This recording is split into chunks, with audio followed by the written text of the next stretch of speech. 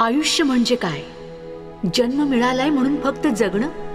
येणारा प्रत्येक दिवस मागं ढकलताना फक्त उन्हाळे पावसाळे मोजणं? की सुखदुःख आणि आशा अपेक्षांची गाठोडी पाठीवर घेऊन धावणं? खरं तर इथं प्रत्येक जण धावतोय आणि म्हणूनच आयुष्य एक प्रवास ही उक्ती अतिशय समर्पक वाटते. कुणी या प्रवासाचा फक्त आनंद घ्यायचा म्हणून उथळपणानं वाट फुटेल तिकडे धावत असतो.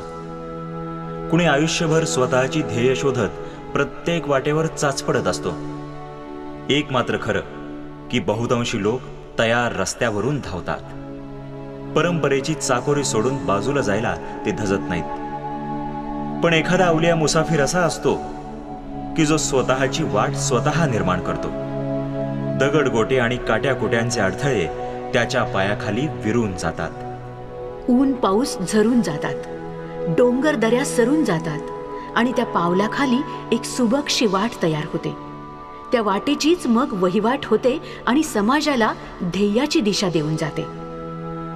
असं परिघाबाहेरच्या वाटा शोधणारं, क्षितिजा पलीकडच्या आकाशाला गवसणी घालणारं एक उत्तुंग व्यक्तिमत्व म्हणजे तात्या गडदे.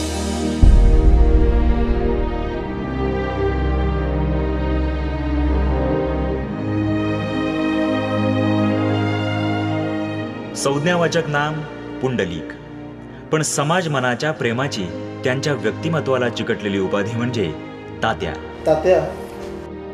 फर्निचर व्यवसायानं महाराष्ट्रभर निर्माण केलेल्या तेजस्वी इतिहासाच्या सुवर्णपानावर कोरलेलं नाव म्हणजेच तात्या गडदे.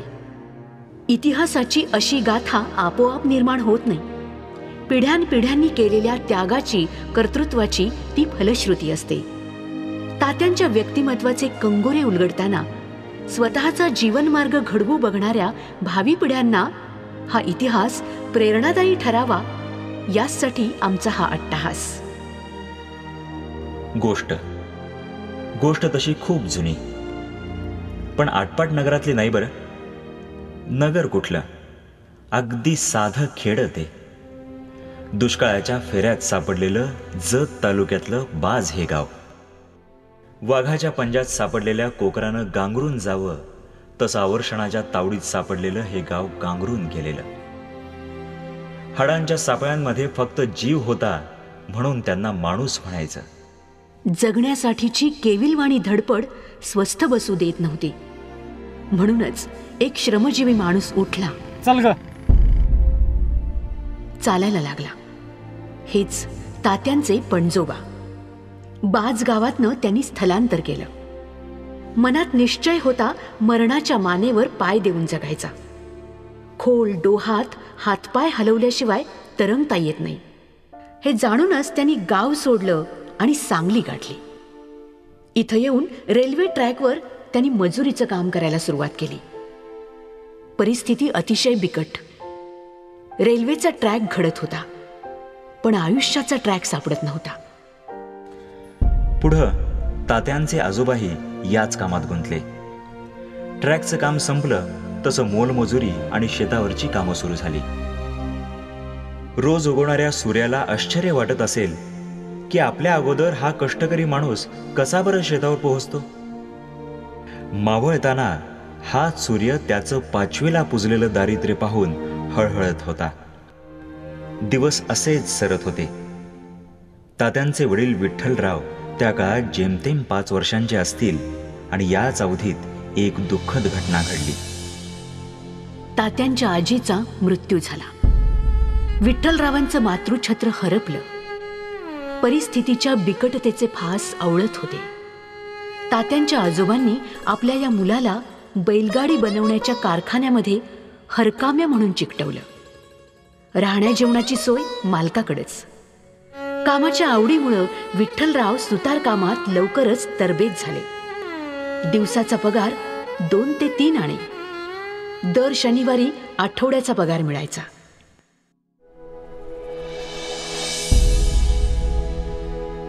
वयाच्या 18व्या वर्षी विठ्ठलरावांचं लग्न झालं. संसाराच्या जबाबदाऱ्या वाढल्या. मिळणारा आठवड्याचा पगार 6 दिवस सुद्धा पुरेना. पैशाच्या गरिबीमुळं पोट भरत नव्हतं, पण मनाच्या श्रीमंतीमुळं हृदय मात्र नेहमी भरलेलं. अशाच परिस्थितीत बैलगाड्या बनवणारे विठ्ठलराव स्वतःच्या संसाराचा गाडाही त्याच तोलामोलानं हाकत होते. जेमतेम पगारातही तृप्तीचं वंगण या गाडीला लावत होते. आणि म्हणूनच संसाराच्या चाकाची कुरकुर नव्हती. हळूहळू या भरल्या संसारात चिमुकली सोनपावलं उमटली. विठ्ठलाच्या घरी साक्षात तुकाराम, ज्ञानोबा आणि पुंडलिक अवतरले. विठ्ठलरावांच्या कर्तृत्वाला भक्तीचं अधिष्ठान होतं आणि म्हणूनच मुलांची नावंही त्यांनी अशी ठेवली. पिला पाखरांनी संसार भरला, पण म्हणून कमाई वाढत नव्हती. आता सर्वांचं पोट भरणं ही एक तारेवरची कसरत होती. सगळ्या भावंडांच्या मध्ये तात्या लहान, तर बहीण अक्काताई सगळ्यात मोठी. अत्यंत हलाखीच्या परिस्थितीमध्ये ही भावंड वाढत होती आणि निसर्ग नियम म्हणून वाढत होती. संस्कारांनी घडवायला कोण होतं? आई पहाटेच मजुरीसाठी जायची. शिस्त लावायला घरी कुणीही नसायचं. ही मुलं सकाळी उठायची. कधी दात घासले न घासले, आंघोळ केली किंवा नाही केली, दिवस असाच जायचा. कपडे घालावेत किंवा उघडच फिरावं, बटन तुटलं तर दोऱ्यानं बांधावं. फारच विदारक चित्र होतं ते. पण तरीही एक हातोडी मात्र या बालमनाचं शिल्प घडवत होती. त्या म्हणजे तात्यांच्या आजी. आईची आई अगदी आईपणानं मुलांना जपत होती. भाजीपाल्याचा अतिशय छोटा व्यापार करणारी व्यवहार कुशल आजी. रोखीचा व्यवहार करून फायदा कसा मिळवायचा याची आजीला जाण होती. अशा तिच्या सहवासातच तात्यांचं बालपण घडत होतं. काळ बिकट आणि अशातच अगदी दुष्काळात 13वा महिना म्हणतात तशी परिस्थिती उद्भवली. विठ्ठलराव ज्या कारखान्यात काम करत होते त्या कारखान्याच्या मालकांचा अकस्मात मृत्यू झाला. कारखाना बंद पडला. आता पुढं काय करायचं? काम कुठं मिळणार? पण प्रत्येक कुलपाची किल्ली अगोदरच बनवलेली असते. प्रत्येक प्रश्नाचं उत्तर तयार असतं, फक्त ते आपण शोधावं लागतं.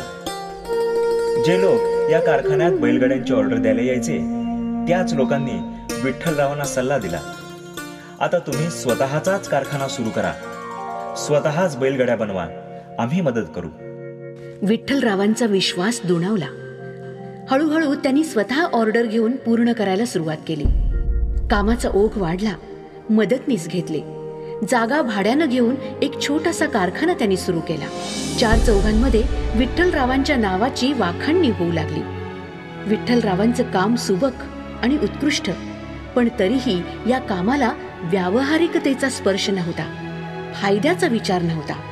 बैलगाडीच्या साहित्याचा खर्च भागून जेमतेम मजुरी मिळाली की बस झालं. खरेदी करणाऱ्या गिरायकानं दराची घासाघीस केली की मग मजुरीही पदरात पडायची नाही.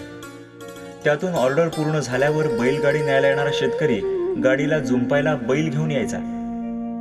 1-2 दिवस विठ्ठलरावांच्या घरी ठाण मांडून राहायचा. तेव्हा त्याची राहण्याची व्यवस्था, जेवण खाण, बैलांचं चारा पाणी हे सारं विठ्ठलराव पदरमोडीनच करायचे. यातून व्यवसायाचा ताळेबंद बिघडत होता.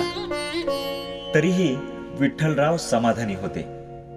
अशा संस्कारांचं, कष्टांचं, चिकाटीचं बाळकडू तात्यांना लहानपणापासून आपसुकच लाभत गेलं. सांगलीमध्ये टिंबर एरियाची स्थापना झाली. तात्यांचे वडील विठ्ठलराव टिंबर असोसिएशनचे मेंबर होते. तरीही असोसिएशनच्या पदाधिकाऱ्यांनी त्यांना टिंबर मार्केटमध्ये जागा दिली नाही. स्वतःसाठी मात्र मोठ्या जागा आखल्या. गरिबीमुळं विठ्ठलरावांना अशी दुजाभावाची वागणूक मिळत होती. पण विठ्ठलरावांनी ईर्षेनं जागा विकत घेऊन का होईना मिळवायचीच असा चंग बांधला. एक छोटीशी जागा मिळत होती, पण त्या जागेचं बाजार मूल्य होतं 500 रुपये. पण इतरांसाठी पदरमोड करणाऱ्या विठ्ठलरावांकडं एवढे पैसे तरी कुठून असणार? त्यांच्या सासूबाईंनी दागिने गहाण ठेवून 500 रुपये उसने दिले आणि जागा खरेदीचा व्यवहार पूर्ण झाला. याच जागेत छोटंसं वर्कशॉप, तिथंच संसार थाटला. निदान स्थैर्य तरी लाभलं. तात्यांचा जन्म 10 नोव्हेंबर 1949चा. काळाच्या ऐरणीवर बिकट परिस्थितीच्या घणाचे घाव झेलतच तात्यांचं आयुष्य घडलं. शिक्षण घेता घेता तात्या सुतार कामातही तरबेज झाले. तात्यांचं प्राथमिक शिक्षण सांगलीच्या बालविद्यालयात झालं. माध्यमिक म्हणजे 7वी ते 11वी सिटी हायस्कूल इथं आणि पुढं सांगली कॉलेजमधनं PD आणि गणपतराव आरवाडे कॉलेजमधनं त्यांनी BCom पूर्ण केलं. तात्या शाळेत असतानाचा असाच एक भावस्पर्शी प्रसंग. एकदा त्यांनी सहजच एका कोऱ्या कागदावर 4 मजली इमारतीचं सुंदर चित्र रेखाटलं आणि त्या इमारतीला नाव दिलं श्रमसाफल्य. त्या काळातल्या एका प्रतिष्ठित व्यक्तीनं हे चित्र बघितलं, पण कौतुक करणं दूरच, त्या व्यक्तीनं उलट हेटाळणीच केली. तुझ्यासारख्या फाटक्या गरीब मुलानं अशी चित्र काढावीतच कशाला? त्या काळी तात्यांच्या बालमनाला ते विखारी शब्द झोंबले, पण त्याच तगमगीच्या आगीत कर्तृत्वाची मशाल चेतली आणि तात्यांच्या मोठेपणाचा दाखला देणाऱ्या अशा कितीतरी उत्तुंग इमारती नंतर प्रत्यक्षात साकारल्या. या काळातही शिक्षणापेक्षा सुतारकामाकडेच जास्त लक्ष द्यावं लागायचं. वडील विठ्ठलराव अशिक्षित पण तल्लख बुद्धीचे. कुठल्याही शाळेत न जाता त्यांना पावकी दिडकी तोंडपाठ होती. त्यामुळंच तात्यांना शिक्षणासाठी प्रोत्साहन मिळत गेलं. शिक्षण पूर्ण झालं की करिअर हा प्रश्न प्रत्येकाच्याच आयुष्यामध्ये डोकावत असतो. तात्यांच्या मागं 2 पिढ्यांपासून व्यवसायाची परंपरा उभी होती. तरीही काळाप्रमाणे व्यवसायाच्या कक्षा बदलणं हेच यशस्वी व्यावसायिकाचं गमक असतं.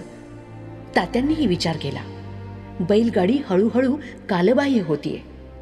या व्यवसायात मिळकत ही खूप कमी.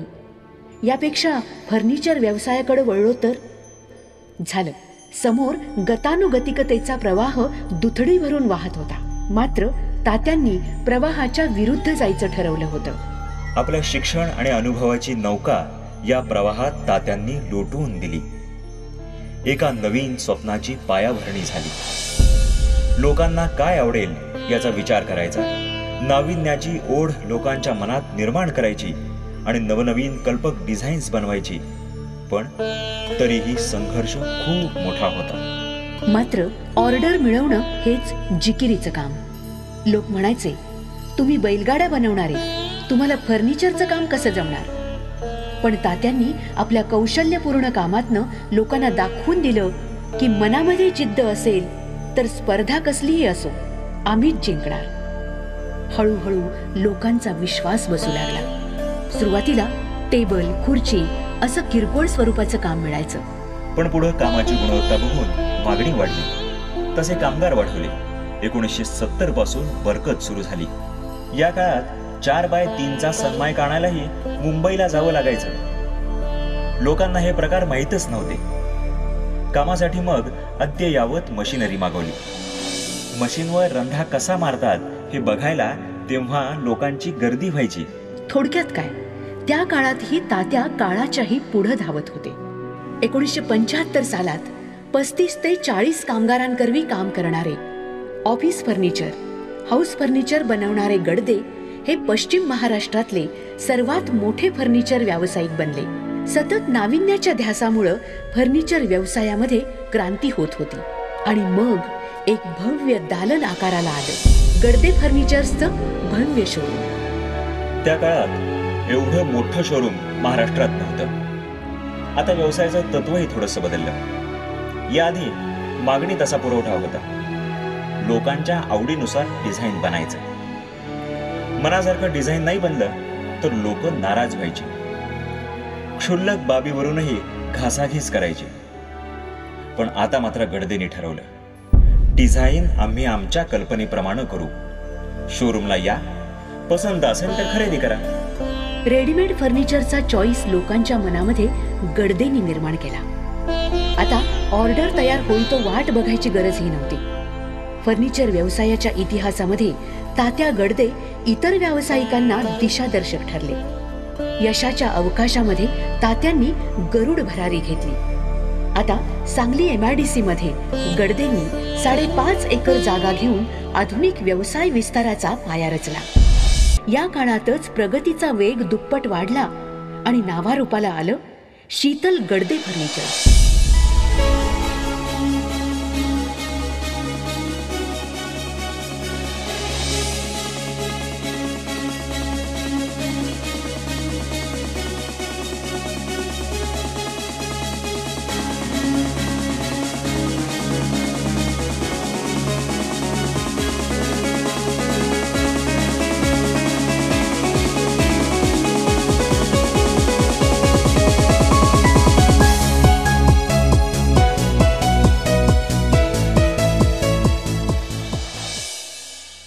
अगदी वाळवंटात चालल्याप्रमाणे तात्यांचं आयुष्य या संक्रमणातनं पुढे जात होतं. पण या वाळवंटातही एक सुखाचा ओयासिस होता. तात्यांच्या सुविद्य पत्नी प्रभा. खरोखरच प्रभाताई तात्यांच्या जीवनामध्ये सौख्याची प्रभात घेऊन अवतरल्या. एकीकडे रक्ताची नाती दगा देत होती, सख्खा भाऊ वैऱ्याप्रमाणे वागत होता, तर दुसरीकडे हाच प्रीतीचा अनुबंध जगण्याला उभारी देत होता. या प्रीतीच्या वेलीवरच 2 फुलं उमलली, मुलगा विक्रम आणि मुलगी शीतल. तात्यांचा संसार नंदनवनाप्रमाणे बहरत गेला. एकीकडे संसाराची वृद्धी तर दुसरीकडे व्यवसायाची समृद्धी. आणखीन काय हवं? हो, आणखीन काहीतरी हवं असतंच मनाला, पण ते मिळतच असं नाही. आणि मग सुखाच्या राजगादीवर लोळणारं मनही झुरत राहतं. तात्यांना त्यांचे वारसा हक्क मिळू नयेत यासाठी कुटील प्रयत्न झाले. MIDCची जागा ज्येष्ठ भावानं हडप केली, पण तात्या डगमगले नाहीत. हक्कासाठी लढत राहिले. या जागेतला काही भाग MSFCनं काढून त्याचा लिलाव मांडला. तात्यांनी लिलावात तो आपल्याच हक्काचा भूभाग रितसर विकत घेतला. इथं समर्थ फर्निचर्सचं ॲटोमेशनचं स्वतंत्र युनिट सुरू केलं.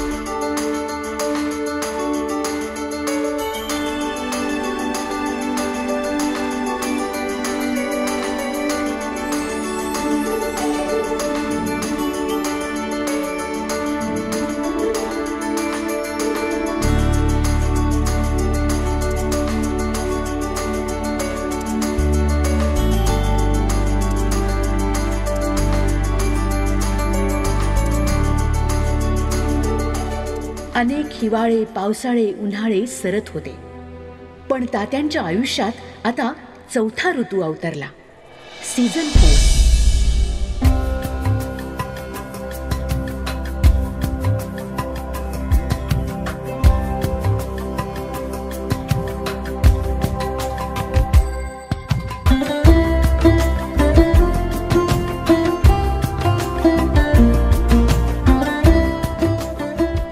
फर्निचर व्यवसायात आमूलाग्र क्रांती करणारे तात्या आता हॉटेल आणि हॉस्पिटॅलिटी व्यवसायात उतरले.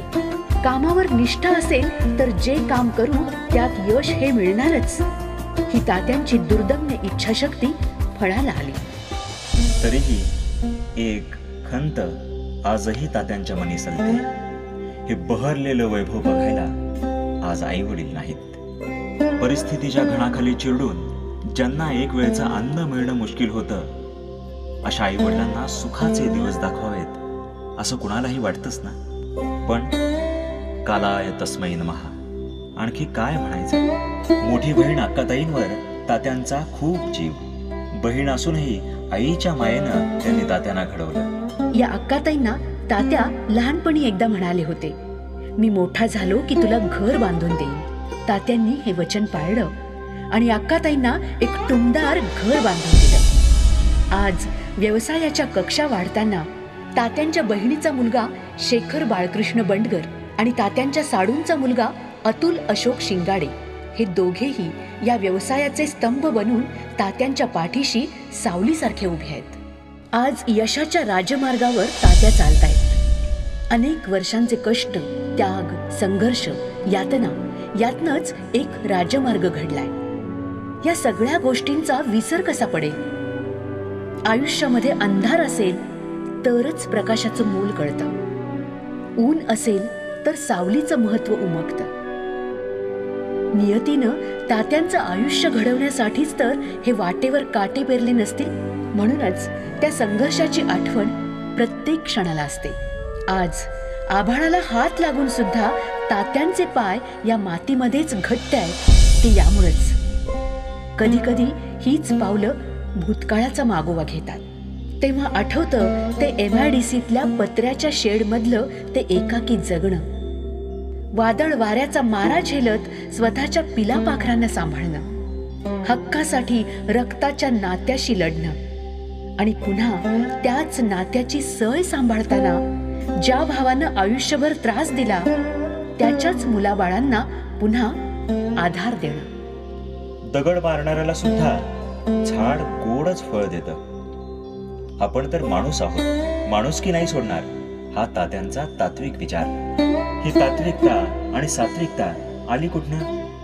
मनाच्या धार्मिक वृत्तीतनं. अक्कलकोटच्या स्वामी समर्थांवर तात्यांची अढळ श्रद्धा. आयुष्याच्या कष्टप्रद काळात तात्यांना कोणीतरी द्रविड ज्योतिषांना भेटण्याचा सल्ला दिला. त्या द्रविड ज्योतिषांनी तात्यांना वर्तवलं, तुमच्या आयुष्यावर दैवी वरदहस्त आहे, स्वामी समर्थांना नित्य स्मरा. तेव्हापासून तात्या स्वामींचे निस्सीम भक्त झाले. येणाऱ्या प्रत्येक प्रसंगाला ते स्वामींचा प्रसाद मानत गेले आणि आयुष्याचं कोडं हळूहळू सुटत गेलं. वाटणीनंतरच्या प्रतिकूल परिस्थितीमध्ये फक्त शोरूमची रिकामी जागा मिळाली. ऑर्डर्स नाहीत, भांडवल नाही, पण त्या रिकाम्या जागेत बसून सुद्धा तात्यांनी शांतपणे स्वामी समर्थांचा जप लिहून काढला. आणि चमत्कार घडावा तसा कुणी गिराहिकानं जुनी उधारी आपणहून तात्यांच्या हाती आणून दिली. हेच भवितव्याचं भांडवल ठरलं. आणि राखेतून फिनिक्स पक्षानं भरारी घ्यावी तसे तात्या पुन्हा झेपावले. अशी ही संघर्षमय गाथा. हा संघर्ष झेलावा लागला याचं दुःख नाही वाटत, पण खंत मात्र एकाच गोष्टीची वाटते. या काळात स्वतःच्या कुटुंबाला मायेचा ओलावा देता नाही आला. मुलाबाळांसाठी वेळ नाही काढता आला. मुलं कशी मोठी झाली आहेत हे सुद्धा या कामाच्या व्यापात नाही कळलं. ही उणीव तात्यांच्या पत्नी प्रभाताईंनी भरून काढली.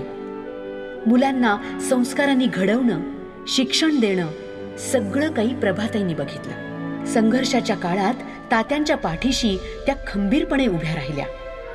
तात्यांच्या संसारात प्रभाताई साखरेसारख्या विरघळत गेल्या, संसाराला गोडवा देत गेल्या.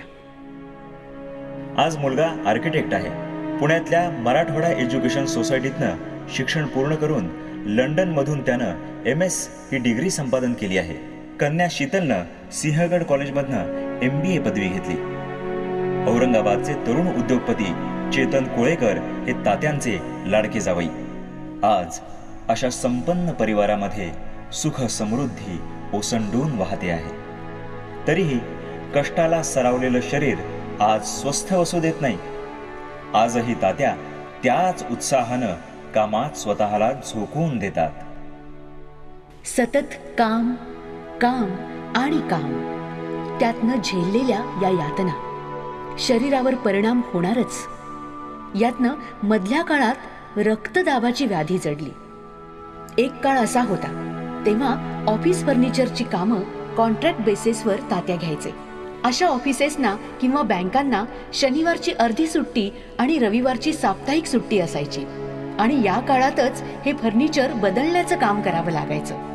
तेव्हा शनिवारी दुपारी 1 वाजल्यापासून सोमवारी सकाळी 11 वाजेपर्यंत संपूर्ण ऑफिसचं फर्निचर बदलायचं. असं सतत 48 तास काम करायचं. आणि याचाच तात्यांच्या तब्येतीवर परिणाम होत गेला. शारीरिक व्याधींकडे दुर्लक्ष झालं आणि तात्यांना बायपास शस्त्रक्रिया करावी लागली. पण या हृदय शस्त्रक्रियेसाठी पुण्याच्या रुबी हॉस्पिटलला जातानाही पूर्ण 18 तास काम करूनच तात्या बाहेर पडले. ही शस्त्रक्रिया इतकी कठीण बनली की त्यातून तात्यांचा जणू पुनर्जन्मच झाला. ही सगळी वादळं तात्यांनी हसत हसत झेलली. या वादळातही तात्या जसे खंबीर उभे राहिले तसे यशस्वी व्यवसायाचे मनोरेही त्यांनी उभारले. शीतल फर्निचर्स, समर्थ फर्निचर्स, हॉटेल सीझन 4, विक्रम गडदे असोसिएट्स हे सगळं तात्यांच्या कष्टाचं योगदान आहे. या व्यवसायात चढउतार आले तरीही तात्यांच्या संकल्पाचा पाया इतका भक्कम होता की प्रतिकूल काळातही तो खचणं शक्य नव्हतं. आज अशाच एका संकल्पाची परिपूर्ती होते आहे. सांगलीतल्या टिंबर एरियात 40,000 चौरस फूट क्षेत्रफळाच्या भव्य जागेत नाविन्यपूर्ण मॉल साकारला जातोय. काय असेल इथं? तुम्ही घर बांधायचा विचार केलात की इथं यायचं आणि आपलं घर पूर्ण होईतोपर्यंत सगळी मदत आपल्याला इथून मिळेल. प्लॉट घेण्यासाठी ब्रोकर्स ऑफिसेस, डिझाईनसाठी आर्किटेक्चर्स, बांधकाम कामगार सप्लायर्स ऑफिसेस, कॉन्ट्रॅक्टर्स, सळी, खडी, सिमेंट, टाईल्स, सॅनिटरी सप्लायर्सची ऑफिसेस, प्लायवूड, सनमायका, डेकोरेशन करणाऱ्या एजन्सीज, इलेक्ट्रिशियन्स आणि बरंच काही. संपूर्ण महाराष्ट्रात अशा नाविन्यपूर्ण सुविधा देणारा हा पहिलाच मॉल असेल. हे सगळं कशासाठी? यामध्ये तात्यांचा एकच विचार, सर्वसामान्यांना घर बांधताना त्यांच्या अज्ञानामुळं त्यांची अडवणूक फसवणूक होऊ नये, त्यांच्या अडचणींचं निवारण होऊन त्यांचा वेळ आणि पैसा वाचवता येईल आणि व्यापारी आणि कॉन्ट्रॅक्टर्स यांच्या साटलोट्यामुळं होणारी त्यांची फसवणूक थांबवता येईल. ज्या टिंबर एरियात तात्यांच्या वडिलांना विधभर जागा सुद्धा दिली गेली नाही, त्याच टिंबर एरियात तात्या गडदेंच्या स्वप्नातला हा सर्वात भव्य भव्य मॉल साकारतोय. यातच तात्यांच्या यशाचं गमक घडलंय.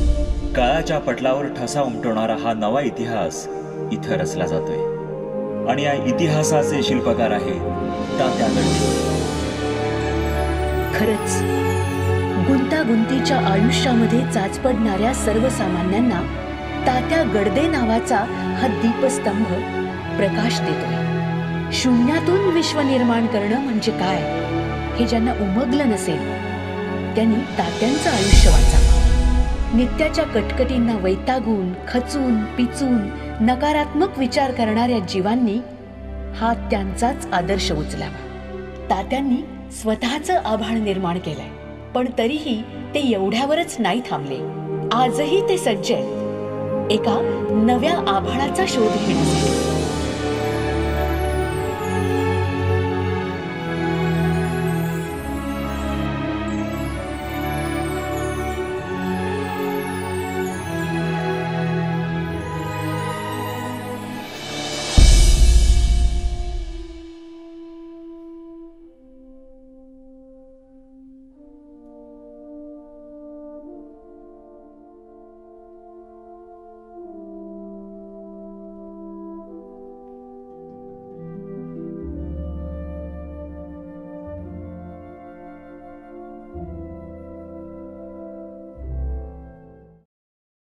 एकातळ्यात होती बदके पिले सुरेख होते कुरूप वेडे पिल्लू तयात एक.